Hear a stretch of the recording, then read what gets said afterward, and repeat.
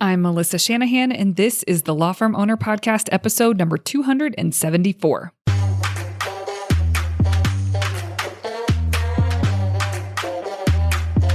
Welcome to the Law Firm Owner Podcast, powered by Velocity Work, for owners who want to grow a firm that gives them the life they want.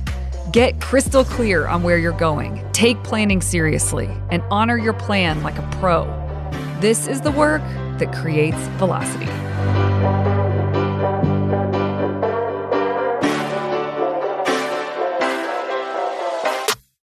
Hi, everyone. Welcome to this week's episode.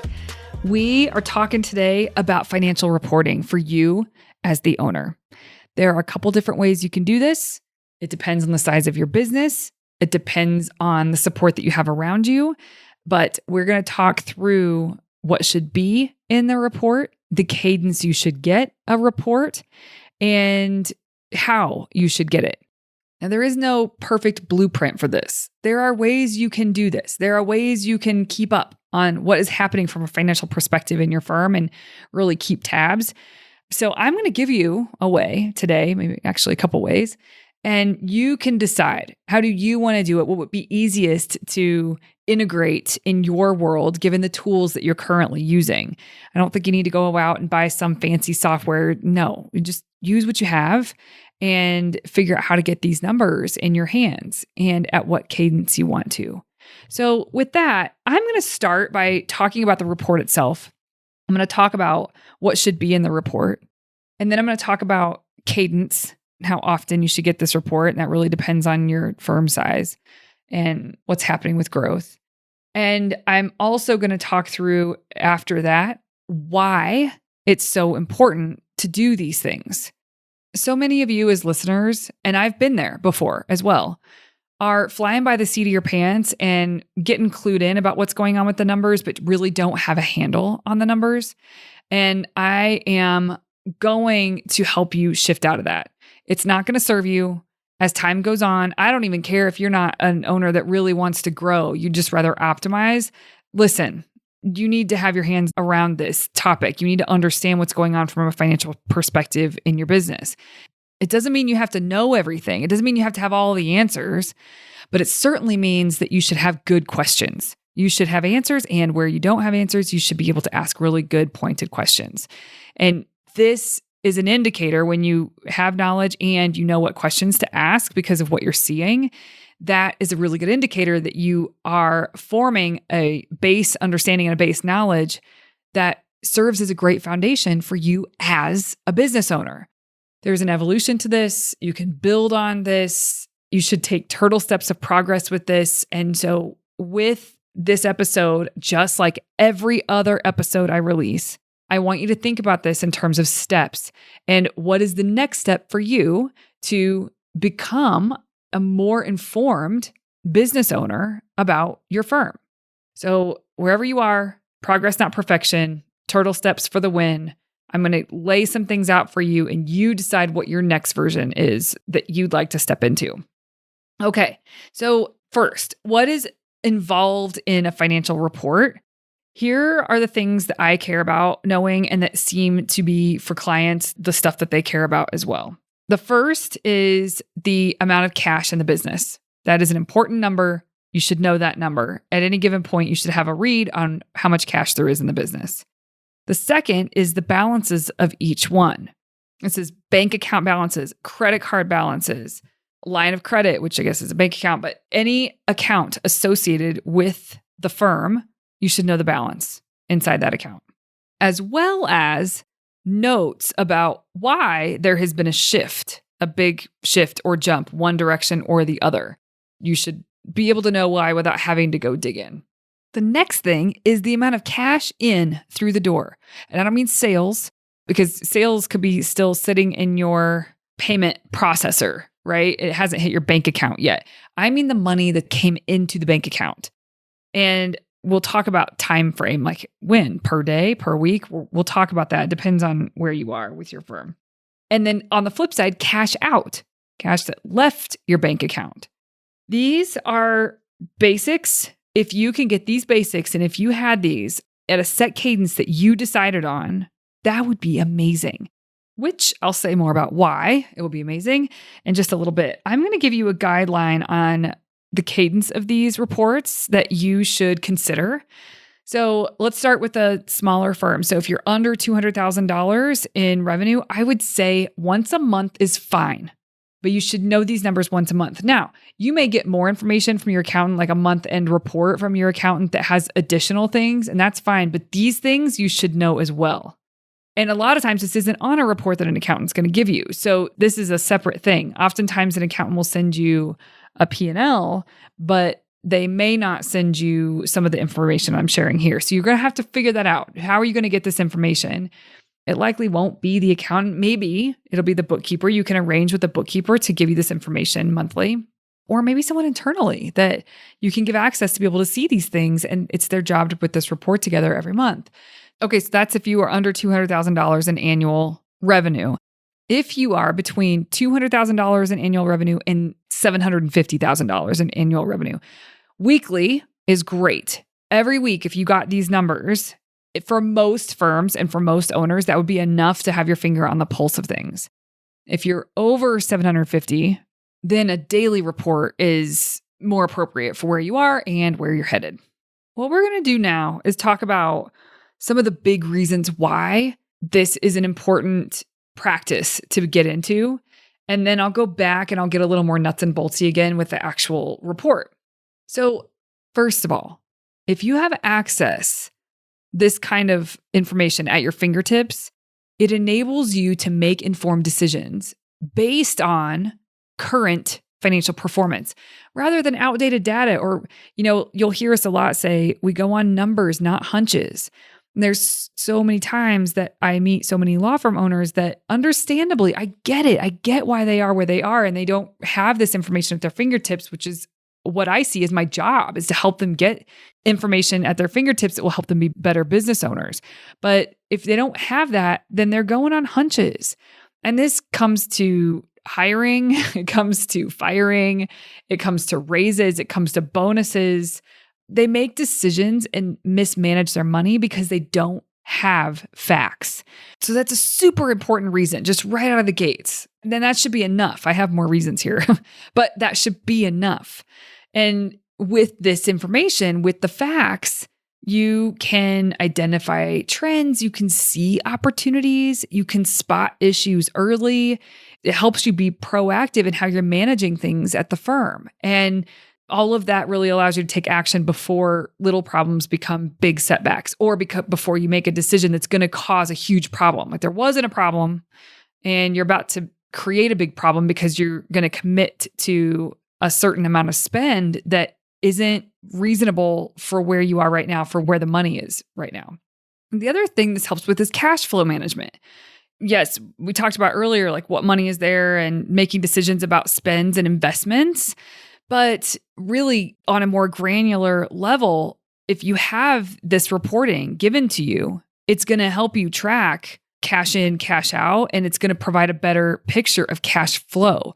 And if you understand your cash flow and you understand the patterns, it can help you in planning for the future expenses. It can help you make sure that you have sufficient cash reserves. Also, you'll likely see more quickly, it'll be highlighted, any delays in client payments or billing issues. And that means you can get on it and have a quick resolution and help cash flow maintain a steadiness. So all of this is important with the day-to-day and month-to-month cash flow management. Another big benefit is transparency. Yes, for yourself. If you don't have a partner and you are a sole owner, absolutely. For yourself, it's like facts, not feelings. Again, I'm just going to keep coming back to that. There's no hunches. Everything's on the table. You know exactly where things stand. And if you have a partner, it's even more important, or partners. Having this level of transparency, like this report should go out to all the equity owners, no matter what. Because if there is a misunderstanding about the numbers in the business, how are the equity partners supposed to be good business owners? And so I think sometimes the split is so delineated, which is good in terms of role and responsibility. That, for instance, if there's two partners, one partner is just more deep in the legal work and managing the legal work that's happening. And then the other partner is more on the business instead of in the business. So even though there aren't a lot of to-dos or focus that the in the business partner has to be executing on, they should still be in the know because they're an owner. And the reason this firm is working is because one of you are in one side and one of you are in the other. That's how you've arranged this, and this is how it's working. And so if both of you don't have access to the numbers, then you are not centered in any conversation around the facts. Not that you can't get there. And I know there's a lot of you that have really great partnerships out there, and there's some that are really hard. And the more it can be around facts, not feelings, the better you are set up to have healthy conversations and to keep a really healthy relationship as a partnership. If one person is privy to that information and the other is not, that is not right. It's not fair. It shouldn't be that way. You both should have access to the financials of the business with this report and in whatever cadence that makes sense for you. And I gave you a good guide at the beginning of this podcast. So transparency is a big deal, and accountability. These numbers are never hidden. There's never anything going on where the right hand isn't talking to the left hand. And then once you really figure out later that there's a problem, it can become a bigger dramatic issue than it needed to be if everybody's just on the same page right up front. And again, as a sole owner, it's easy to get buried in the legal work and not look at these numbers. But if you are given this report on the cadence that makes sense for the size of your firm, then you will not be in that scenario. So getting this set up for yourself, what we're talking about today, is a way to prevent you going through something that could have completely been prevented by having these numbers at your fingertips. Another reason having these insights is important is because it will allow you to pick up on discrepancies or something irregular that's happening that you don't understand and that could mean fraud or financial mismanagement, like something's going on. It can cause question marks. And when you have question marks, you should dig into those question marks and get answers. And the earlier you detect that stuff prevents bigger financial losses. And I don't mean to be fear-inducing with this, but it happens. It happens. And there's just no reason for you to not have a finger on the pulse of your numbers. This is how people get away with fraud for so long when they do. And I've been in not many, like maybe 2 practices ever. And I mean, this is when I was at the consulting firm through now. I've dealt with 2 practices that have had some sort of fraud going on that they weren't aware of. And we were able to help them see it and they corrected it. But it wasn't pretty and it wasn't fun. But if they would have been able to catch that sooner because they were seeing these things sooner, it just wouldn't have gotten as far as it got. And since I've had started velocity work, I haven't had any clients that I have seen them experience that. I have asked clients to look into it because something seems off. And when they look into it, we do find the answer and it's not something fraudulent that's happening with someone that works in their firm or anything like that. But you got to keep your eyes wide open. You got to know what's going on. And most of the time, you're not going to be dealing with fraud. But it doesn't mean it can't happen. It doesn't mean it doesn't happen out in the world. And knowing your numbers will help prevent this. Another reason to track this is because it will help you see where you are in relation to your goals. If you're a growing firm, if you're trying to get somewhere and do something and get leverage and give yourself space and time back, you're going to have to keep your eyes on certain goals. If you are inside of velocity work at all, you absolutely have a revenue goal. And then we try to figure out from there what other supporting goals will help you get to your revenue goal.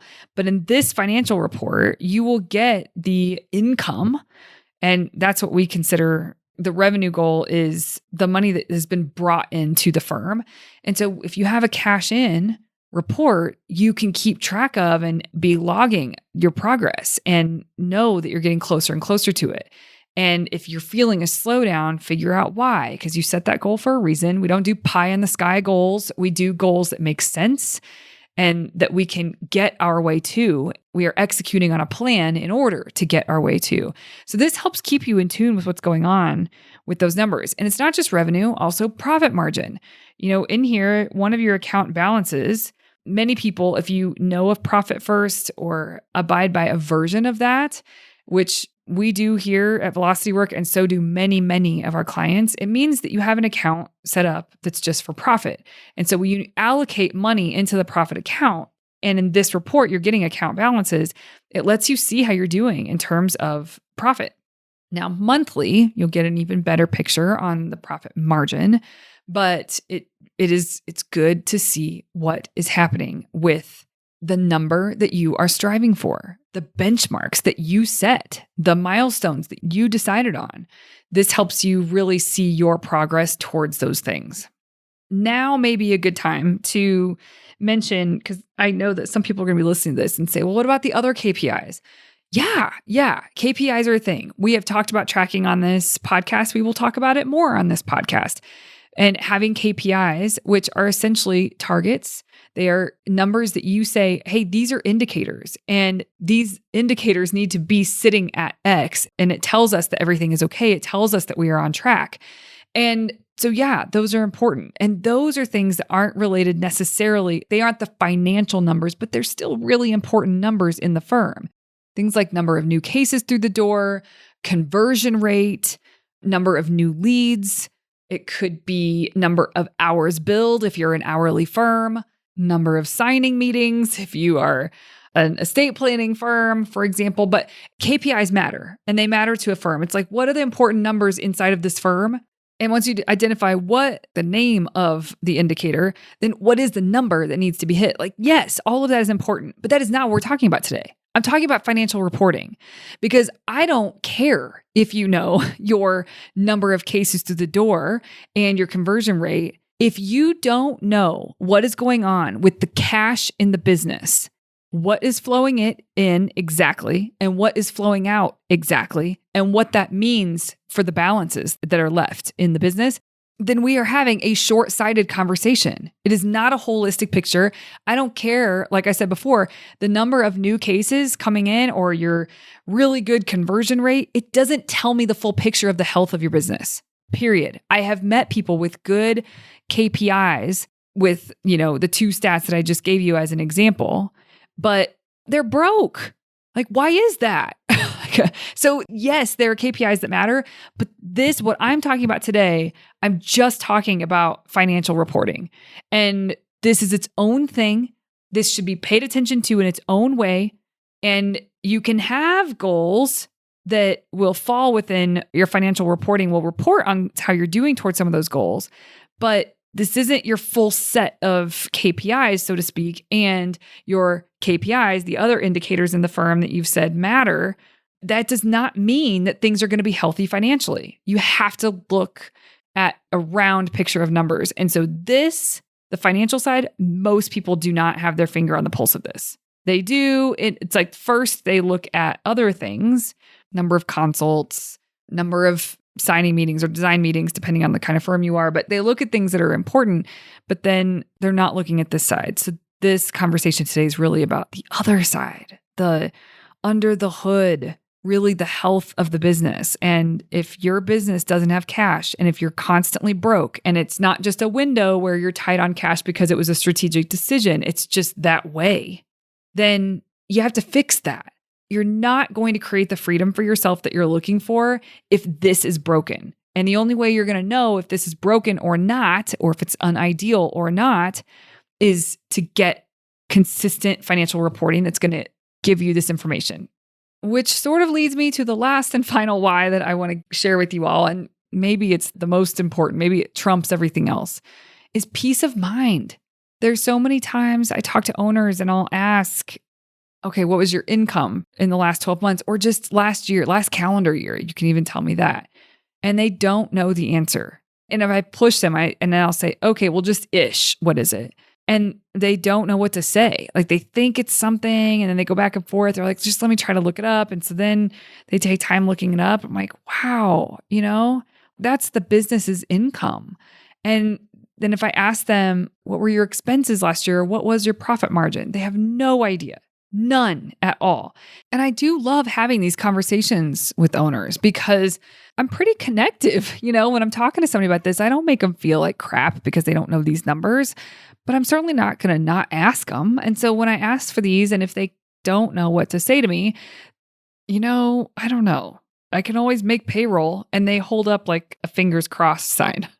And that's not peace of mind. If you're crossing your fingers hoping that payroll's going to go through, and that's stressful, that wears on you. And that's just the tip of the iceberg. I mean, if they don't know that, there's a lot that they don't know. And so I really see it as my job to be a partner with people to help them get the information that they need so that they feel empowered to make certain decisions and to be able to have answers to basic questions about the business. And really, this is about teaching people how to become better business owners. Now, I'm talking to people who don't know this. Sometimes I'm talking to people who do. They absolutely know their revenue and they can tell me that. And they can talk to me about the number of new cases per month. And they can talk to me about the people that work in their firm and what their conversion rate's like and the parts of the business that they know that needs to be worked on first. And that's awesome. But again, from a financial perspective, just knowing your revenue isn't good enough, because what you find when you start to look under the hood is that they do not have hardly any profit margin, or maybe they have an okay profit margin. But when I start to get in there and really look at the finances and I see, okay, how much money is being spent on people, for example, like they had no idea that it was a huge chunk of revenue being spent on people. Maybe they had hunches, but they didn't know. So this financial reporting will get you more in tune. It will get you asking the right questions. It will ensure that you are informed with the basics, just the basics of the health of the business. And with that, you can make very good plans for your company and for your team and for your time, and have facts, not feelings, which means you're being more responsible with this business that you have and that you've built. Okay, let's go back to a little bit of the nuts and bolts when it comes to this reporting. So always before what I did, and then I read Buy Back Your Time and dug into Dan Martell's stuff, and he has something that he does I'll share with you. But first of all, I have an accountant and a bookkeeper that is outside of the business that handles my stuff formally. But inside the business, I have someone who is just financials. So she will look at, and this is a part-time job for us at the moment, she reconciles and makes sure that the bookkeeper has everything categorized the way that it should be categorized. She is the go-to for the accountant. She's the go-to person for the questions. And then if she needs me, she gets me involved to answer certain questions. And we together, I would start them and she'd spruce them up and make them pretty. We made some spreadsheets because I wanted to know all the ins and outs. When my business got to a certain point, I really felt blind and I didn't feel like my accountant was giving me what I needed. And really, what I wanted isn't something typically that your accountant would give you unless you had a specific special arrangement. So I started building sheets to see, and this is a daily entry into the spreadsheet. There's a column for sales, a column for cash in. So that's just because it's a new member, for example, they may have joined yesterday, but the money isn't in our bank account, it's in the payment processor at the moment. So that's different. So sales, and then cash that hits our account, cash that leaves our account, and then the expenses for the day. So for example, if I make a credit card payment, then it's cash out of the account, but it's not an expense. Those expenses were on the credit card. So that's why I have that separated out. So sales, cash in, cash out, and expenses. That's how the first setup. And then I have space for balances of the accounts in the business. And so every single day there's a balance that's reported for every account in the business. And this was just so I had this information. Well, the spreadsheet, though it's beautiful, it's like rainbow colored and whatever, this spreadsheet became a bit of a go-to. So her and I would communicate over this. She would enter in all of the numbers into this sheet. Once I built it, learned it, then I passed it to her. She made it pretty and she's continued to enter in the data. So with this information, I felt so much more in control of what was going on. And we've been doing this for a couple of years now. So I'm used to having this, but I have to go there. We have to be in a meeting if I'm going to see this. And so what we started doing about a year ago is that she would send me a screenshot every day and drop it in Slack for me in a DM. And in that screenshot would be like the row where I've just explained to you all the numbers: sales, cash in, cash out, expenses, and then the balances. And that was great. That was working well. And every week she would do a loom walking through the current state, what the week has entailed. And because we have so much now in terms of patterns and expectations, we know what's coming out when, we know what's coming in when. So now she can even project forward and give me the scoop on what is coming up. And there's usually never any surprises. Every once in a while, we do have a surprise, like a big expense that we weren't expecting, but normally there's no surprises. So that has been working well. Now we're getting ready to revamp to what I'm going to tell you next, or tweak. I guess it's not really a revamp. And this came from Dan Martell. So first of all, when I heard this from Dan Martell, I was thinking, man, it's always validating to know you are on the right track because everything that he wants in his reports, his daily financial reports, we have. So that was cool. But I do think that once you get your groove with this, there's some value in thinking about how to structure this differently. So it's not just a screenshot. And I think it would be easier for me to read if it was laid out a little bit differently. So what we're going to start doing is a version of what he shares. He calls this the daily cash blueprint, and he does his through email. I'm not going to do mine through email because we don't email internally inside the company. So I'm still going to keep it in Slack. And also he has multiple companies. So his subject line, the first part is the acronym of the company. The second part of the subject line is the total amount of cash in the business. And then the third part of the subject line is the date. So he has that as a subject line. And then inside he has the account balances, and those account balances essentially should add up to the number that was in the subject line, because that's the cash in the business. So the account balances add up to the number in the subject line, but they're itemized out, listed out. And then if there is a 20% increase or decrease, either way, there's notes there underneath those balances as to why. That could be because a client made a large payment. It could be because maybe you are on every other week payroll instead of twice a month payroll. And so it's a month where there's 3 cycles of payroll. So that's an example, which, by the way, if you're on every other week, I highly encourage you to switch to twice a month. It creates so much more predictability in the business when it comes to cash flow. It'll change your life. But okay, this is not what this is about. So after there's some notes why there was an increase or decrease, over 20% increase or decrease in the account balances. The next section is receivables. So that for us is cash in. And because he goes into this, he talks about receivables. I'm talking about the receivables that actually hit your bank account, not that you just sold, but actually hit your bank account. And I call that cash in. And then, of course, the last number is payables, or what I call cash out, like it left your bank account. So that is the rundown. Now, here's what we're also going to do. So I'm going to have this dropped in Slack. I'm going to have it listed the way that he's recommending. I want to try this out. I want to see what insights I gain. I want to see if I'm surprised by anything, et cetera, et cetera. But the other thing I'm going to have in this report for me is when it comes to cash in, cash out, I want to know, yes, yesterday, right? Because this is going to me daily, but also month to date. So there's going to be yesterday and then MTD, a section for that. And so that is what will be dropped every single day to me. And that will give me a really good read on what's going on. Because again, if I go to the spreadsheet, I can see it all. But I don't want to go to the spreadsheet every day. I want a report dropped to me. And we're kind of at the point where that's not hard at all. It's just the next evolution. So excited to start this. But that's Dan Martell's daily cash blueprint. He gets an email for every company he owns. And those are the 4 things that are in it. The subject line, which includes the cash balance in the business.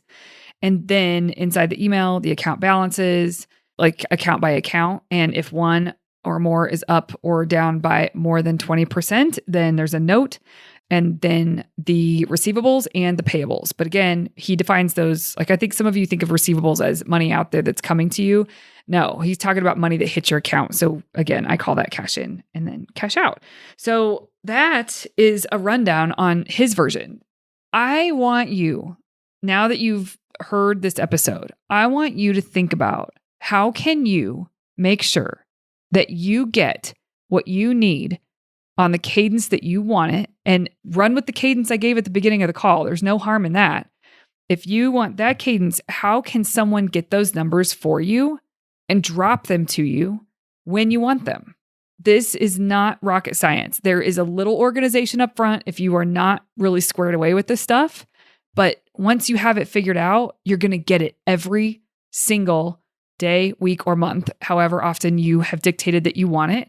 And you are going to be different as a business owner. You will have so much more visibility and be able to make numbers and not have to go digging for numbers, and you'll be able to make better decisions, and you will have peace of mind about exactly where things are.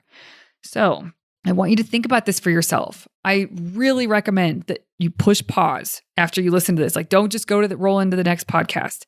I want you to stop for a minute and just think about, what would it take to get your hands on those numbers? And then who is the best person that you could delegate these numbers to? Now, you can get creative with this. It could be a VA that works for you, and maybe one VA gets 2 numbers for you and the other one gets, the other numbers for you, but they're all dropped into a sheet, and then you can go from there.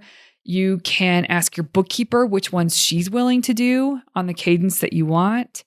There's ways you can go about this, but start the conversation. Do not let this live in your head as an idea and die in your head as an idea.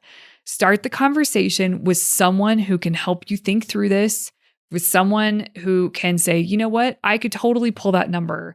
So just don't let this die. This is your ticket to knowledge and understanding about this awesome law firm that you own. And the whole thing is being a good steward of the business and really knowing your business, really understanding the financials of the business is a huge win. Huge win. So start small. Start on a monthly cadence if that would be a big leg up for you right now. If you're already doing that, move to weekly. And if you're already doing that, does it make sense to move to daily? Would that be useful? Would you like to start your day every day just looking at that, being in tune with it before you hit your day? What do you need? What do you want? But make sure you're taking your next step. You're leveling up for where you are. That's all that matters. And then after you settle in with that, you could take another next step. And after you settle in with that, you'll take another next step. It's been an evolution for me. When I'm working with clients on anything to do with their numbers and data, it's an evolution for them. And it can be an evolution for you too. All right, everybody. Have a wonderful rest of your week. I'll see you here next Tuesday. Hey, you may not know this, but there's a free guide for a process I teach called Monday Map, Friday Wrap. If you go to velocitywork.com, it's all yours. It's about how to plan your time and honor your plans so that week over week, more work that moves the needle is getting done in less time. Go to velocitywork.com to get your free copy. Thank you for listening to the Law Firm Owner Podcast. If you're ready to get clearer on your vision, data, and mindset, then head over to velocitywork.com where you can plug in to quarterly strategic planning with accountability and coaching in between. This is the work that creates velocity.